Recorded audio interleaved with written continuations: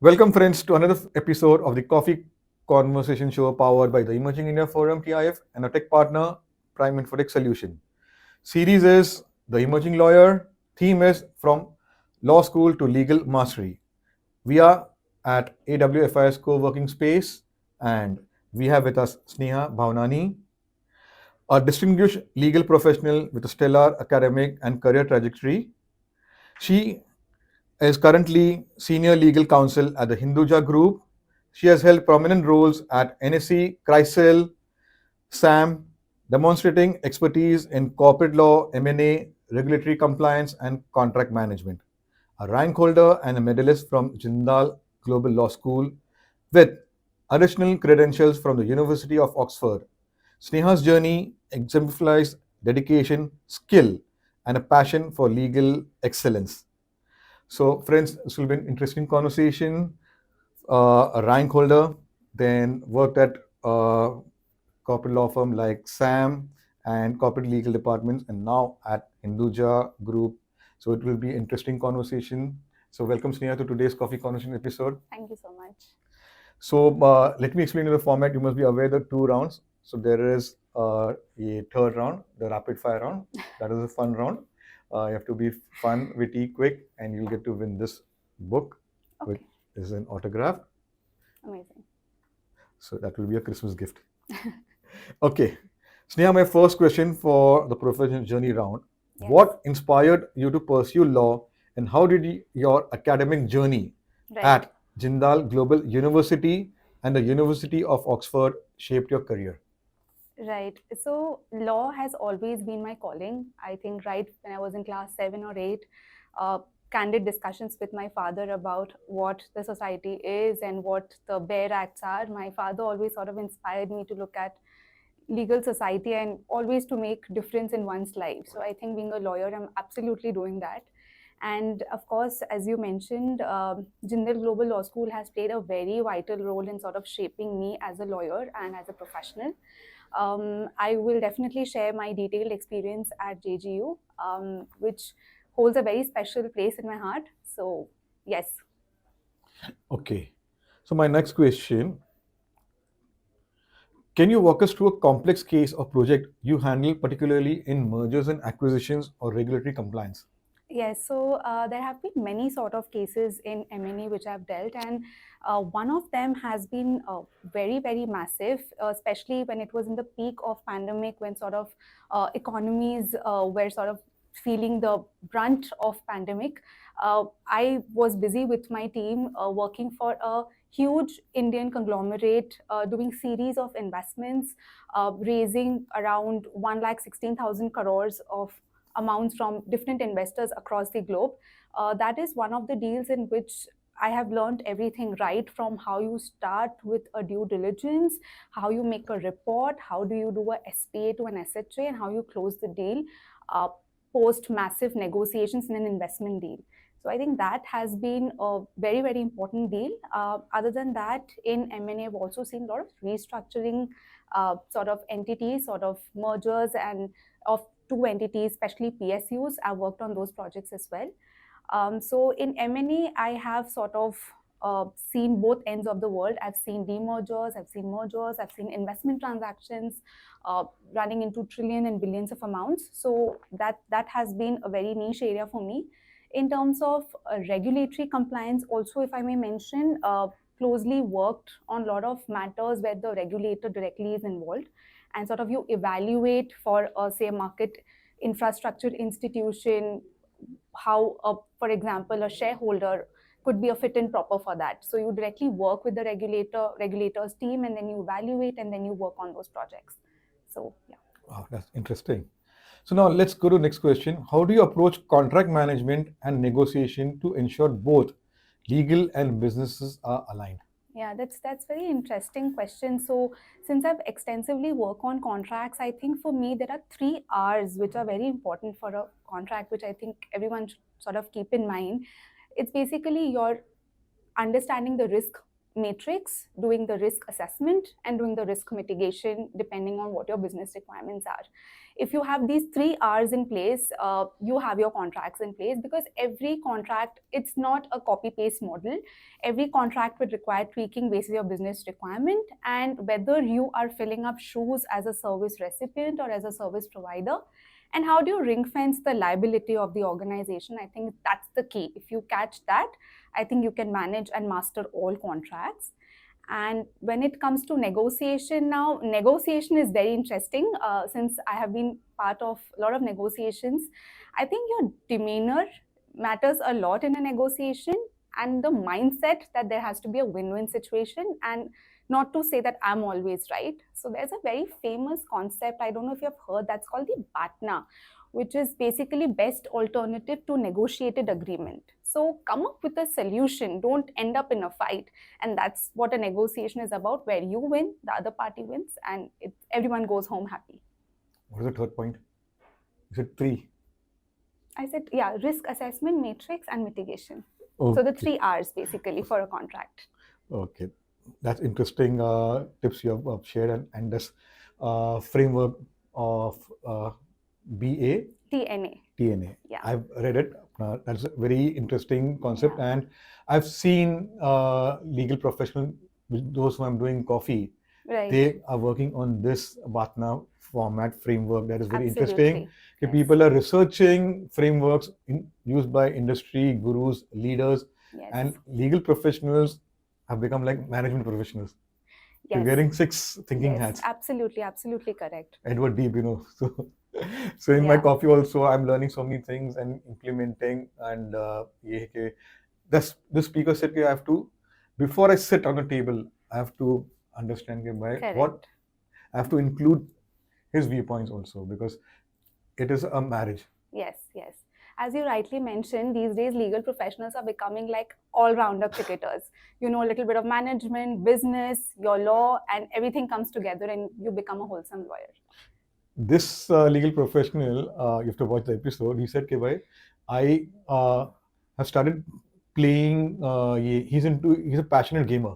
Amazing. So what he does, ये negotiation होने के बाद, he invites the opposite ये legal team to play gaming. He goes one more step. He goes to the client side and has started doing ice-breaking activities. Amazing. Yes, that's a So very they're good playing tip. an HR role, and Yeah. so that's wonderful. कि भाई opposite legal team को भी he is forming a lifelong bond. Yeah. Using your passion, his interest. Correct. So that law firm will recommend him कि भाई we want please involve him for the opposite side. Yes. In the M&A deal. Yes. He's getting indirect work. Yes. So these are ways of business development. Absolutely. That's very interesting. So let's continue. So this is what is offering me in my Koffee. Okay, Sneha, you have worked in diverse industries. What key differences do you observe in the legal frameworks and compliance requirements? Yeah, so that is very interesting. When you work across industries, you need to understand in and out of that industry. For example, if you're in insurance, you need to know your regulator first. If you're working for, making products for the defense, you need to know everything about that. If you're a listed company, you need to know everything about the SEBI regulations. So right from what you are to where you want to be in terms of your business models, in what your objectives are, you need to know how you will be regulated in terms of your compliances. For example, if it's a startup or if it's a payment aggregator, your RBI comes into the picture. So essentially, in my experience, when I worked with the startups, I've realized that it's all over the place. You need sort of handhold them, not only with respect to their HR and employee matters, but also help them understand that what laws and regulations will become applicable to you. So across industries, I think that's the first step, to understand what you are being regulated by and take a lawyer's help to understand what of those provisions will become applicable to you. Wow. Okay. Sneha, as a rank holder and medalist in law school, how have those achievements impacted your professional credibility? Okay. So yes, of course, I won't deny being a rank holder and a medalist is a feather to your hat. But I do not believe that only rank holders can make a difference in the legal profession. In terms of helping me, yes, I got a lot of scholarships when I was studying in JGU. I got a chance to go to Oxford University. It's because of my profile at that time in JGU, and it opens the gateways to great internships. I think that's your foundation stone as a lawyer.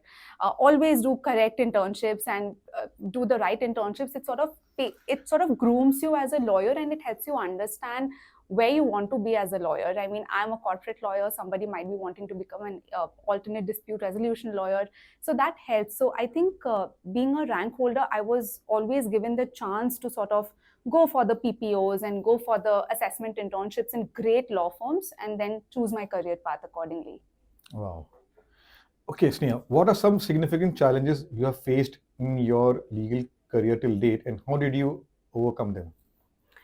Yeah, so I think these challenges are very, if I say them out loud, it might sound to you very small, but they're actually very massive. I think if you have to work across geographies and jurisdictions to sort of meet your TAT and sort of give your deliverables to the clients. So maybe you are sitting in India, but your client is sitting in US. So that, without sort of getting under the pressure, and delivering with a lot of patience, I think that is one challenge. And I think also working cohesively with your team without sort of being harsh or being difficult with anybody. Being a team player these days has become very difficult when you're working, especially in complex and large teams. So I think these are some challenges, and maintaining your calm and time management. I think that is very critical for a lawyer. Yeah, thank you for that. Okay. Uh, how does a day look for you, Sneha, being a senior legal counsel at the Hinduja Group? Okay, it's quite a busy day, especially if you know about Hinduja Group, right? It is diversified across 11 business verticals, and I work for the corporate center. So we essentially do the most strategic work rather than operational work. So my day essentially looks like leading a very big ticket transaction, doing a lot of analytical thinking about how to come up with different IPR strategies, how to do value creation for the group, um, coming up with governance models, internal controls. So it's a lot of brainstorming activities every single day and coming up with new ideas for taking the group ahead in terms of value and in terms of legacy. Wow. Okay. Let's go to the next one. What skills or traits do you believe are crucial for young lawyers aspiring to work in corporate law? Yes, a very interesting question. I have been taught this by one of my mentors, and if I can pass the message, that would be great. I think there Please. are three P's if the young lawyers can remember. One is practice, patience, and the other one is perseverance. All these three pillars sort of are very important for a young lawyer to inspire trust, to be empathetic, and to work in tandem with your other players. So what I believe is very easy to read a textbook. It's very easy to become competitive and become a very good lawyer, but it's very difficult to be a good leader. So if you have these three P's, you will definitely walk the way ahead, not only as a strong lawyer, a great professional, but also as a true leader. So I think that's important. Oh, beautiful. So my last question for you, Sneha, how has technology helped you and which legal tech tool has impacted your work? Yeah. I think technology is very revolutionary these days. Not only the laws surrounding technology, but day-to-day application. Uh, I think as a lawyer, adopting technology is become very important. I think there are a lot of news articles which sort of say a technology or an AI is going to replace a lawyer. I think otherwise. I think it's going to complement lawyers, because if I adopt a technology, for example, it be a Litera or be it a Luminance or any other technology software, if you adopt them, they complement you because they sort of automate your mundane tasks, and it helps you focus on the right areas. Maybe if your basic research and your basic contract has been reviewed by through technology, you can focus on more strategic matters and inputs. So I think that's very critical for a lawyer to adapt technology. Beautiful said. Uh, so let's go to the next round and understand Sneha as a person. So Sneha, tell us about your family and your formative growing years. Okay, so I come from a very small family. It's basically my mom and my husband. So that's about it. And In terms of my formative years, I might just say that I have always been a very sincere child, always studying, always reading. And my formative years essentially involve in studying, giving exams, and thinking what I want to do in the future and become a lawyer or maybe a judge someday. That's how I used to think about myself. Okay. So now, Sneha, I've done coffee with several lawyers. What made you select Oxford University for your post graduation? Actually, it's not more to do with me. I think it was Jindal, which gave me the international exposure. So we were given to draft couple of things basis which some assessment were done, and we were given the chance. As a lawyer, although I'm a corporate lawyer, I've always been very interested in international law and global governance. So when we got to know that there is this chance of going to Somerville College in Oxford University to do this course on international law, it was just my calling that yes, I should definitely apply for it. And thanks to JJU, I could go there, study there, and trust me, it is going to be one of my best learning experience with the best tutors in Oxford, and it has given me a massive exposure to humanitarian law. That's very interesting aspect you shared.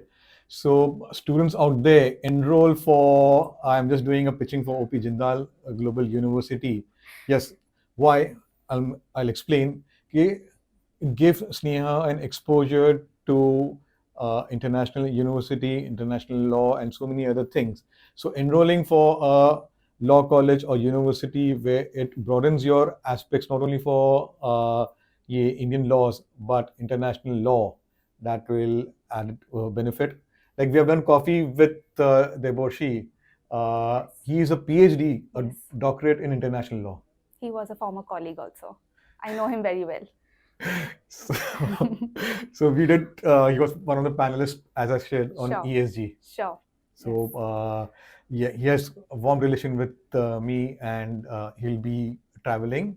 Yes. So he had requested to reschedule, and because there were other two panelists, Right. they willingly said yes, yes. We all three want to be together, and now these all three want to connect and work professionally. One of the a panelist or coffee speaker, Shashwata, he's into multiple consulting. Right. So he needs law firms. So the second panelist is Sonal Verma, a senior partner from Apna Dheer and Dheer. Okay. So they all said, "Bhai, we want to meet, and you have to be there when we are meeting. This is what a coffee offers, and now you're part of the coffee tribe."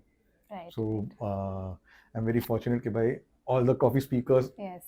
now become a family, and they willingly by whatever ways you're doing a good work, we want to contribute in your good work, your Yes. journey. Yes. Because ESG, I've learned a lot also. Yes. So yeah, all the three speakers, they contributed to the discussion, and 2025 we are having a lot of panel discussions. Amazing. So I'll plan on one with you, and goes I on to would- corporate. I'm very good with corporate governance and Yeah. policy. That's like my forte. And if I may just say something about Deboshi, he is not only a great lawyer, very analytical human being, but he's a great person. So it's always, see, this is how you create networks, and this is how you remember people. If they are a team player and they belong together with each other, you eventually work together and you remember them. I worked with him in 2017. We are in 2024, and I still remember the things I've worked with him on. So that matters. That shows so much of credibility on his part also, right? So Yeah. he's a great professional. So he's developing practice management for SNR. SNR has been a client for more than 20 years. Yes. So he talked about the IT person.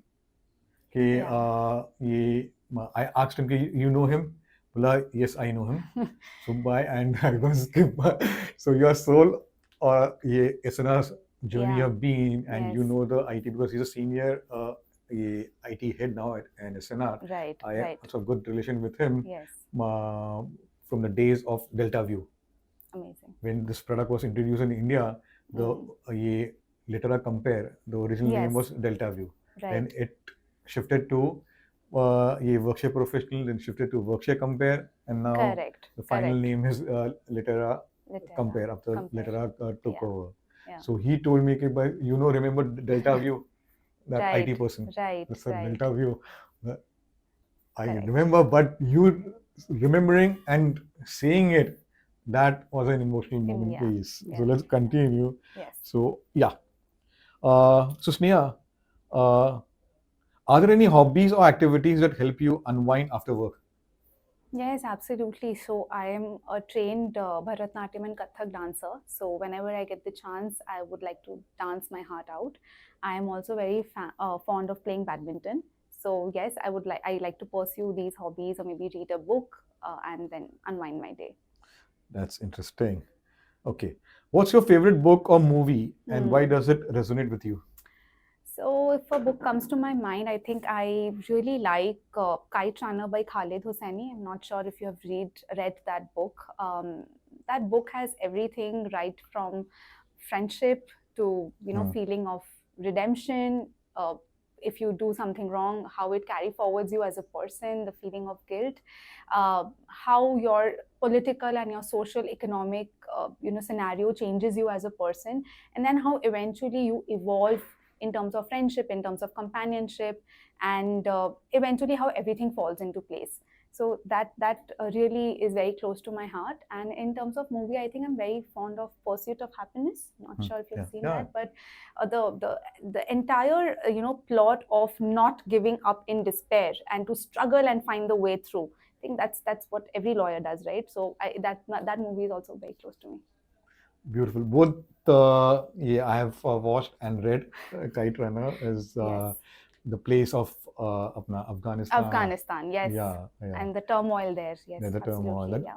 He's written it very beautifully, the author, Yes. and so yes.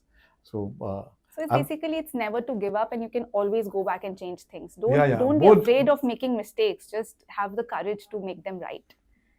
both the book and the movie Yeah. gives you that hope. Yes. That What message hope. is Yeah. there. So by the way, I've got around 500 plus book collection. Amazing. Which book are you reading now?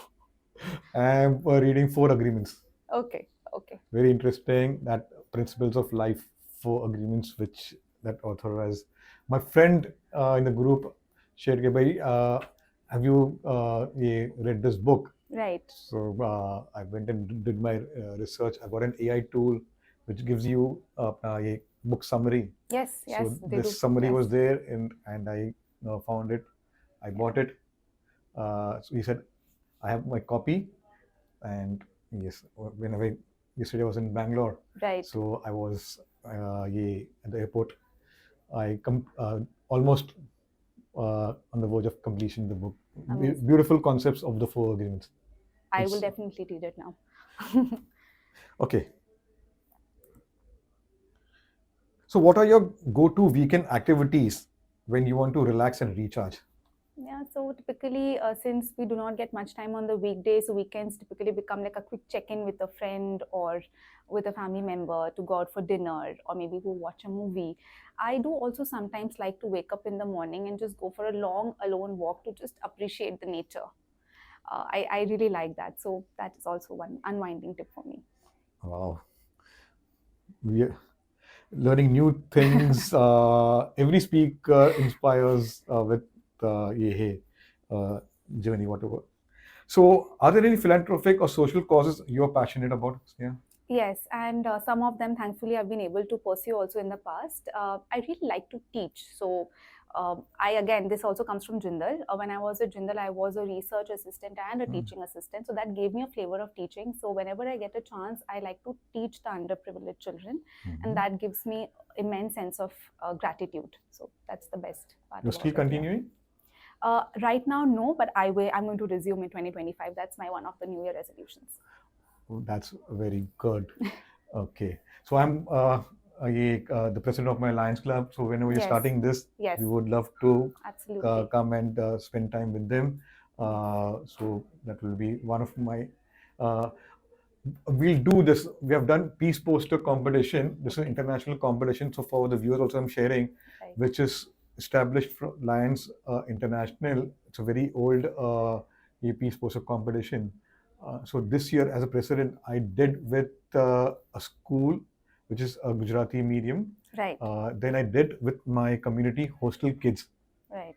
The children, what do you say? What a beautiful experience! I invited a Absolutely. judge also, Absolutely. for both the places, and they sat with the children, explained. The topic was peace without limits. So this I want to extend to your street children, Sure. Hriday. So we can have a apna ye ke bhai, what do you say, art and painting class before Yes. This happens in the month of apna September and October. Right. So Right. I'll give you a buzz, and so I want to reach out to underprivileged, those who don't get this Perfect. opportunity. Absolutely. Yes. And this activity, what do you say, the trustees of the Fidai Academy and Karimba Orphanage, would give by, in gratitude, give by children got opportunity. They got an international certificate from Lions International. Amazing. So the trustee said, okay, this is a valuable certificate which you're receiving, Right. and thanks to, because I'm from the community, so I extended opportunity. But I didn't say, I'm part of the community. That was not mine. Right. Okay, it is the hostel kids are there. They should get different opportunities. Right. Right. So the girls, the boys. Whenever I get an opportunity, I go and visit them now. This is one way of connecting with Yes. the special. Okay, so Sneha, if you could pick in one skill or hobby to master in your free time, what would it be? I think to play the guitar. I had started long back in 2016 and then I've stopped it. So I think that is the one skill I would like to master, and also to do oil and clay painting. That's also on my list. Wow. Okay. Do you enjoy traveling? If yes, which destinations hold a special place in your heart? Okay, yes, I do love traveling. If I could mention, I have a couple of them, but if I could mention, there is a place called Hamta, which is just a few kilometers from Manali. It's on 3,000 meters altitude, and you can just open the doors of the hotel room and you see the snow-clad Himalayas. So if you're a mountain lover, that is definitely the place to be. It's beautiful. It's like you can talk to the Himalayas. Wow. So it's very close to my heart. Okay. Do you have any mentors or individuals who have inspired you personally, professionally? Yes, I do have a few of them, and I think thank you for this platform where I can sort of show my appreciation towards them. I would like to name Mr. Vasudev Rao, who's currently my Group General Counsel at Hinduja Group. He's taught me a lot in life, and to be a good professional and also to be a good person and a team player. Mr. Raghubir Menon, who's the National Practice Head at Shardul Amarchand for M&A and Corporate Law. An excellent leader, always approachable. No matter how busy he is, he always has time for his colleagues. And I would also like to mention Mr. Vinod Kothari. I am sure you must have heard his name. He's a great professional CA and a CS, and I had the good fortune to also contribute in two of his books on SARFACI and banking law. So, as a lawyer, it gives you an added advantage when you can contribute to books as well, the legal books. So, yes, I think these have been my great mentors in life. That's interesting. So you're an author now. I have contributed to his books. Yes, he's the author. He always will remain that. Co-author. Yeah, co-author. Yes. Co-contributor. Yes, That's wonderful to know your journey. Okay, my three questions to end this round. Yes.